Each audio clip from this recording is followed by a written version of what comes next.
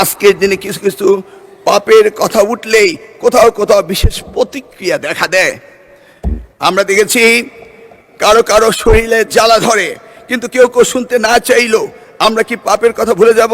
চাইলে কি সব ভুলে যায়?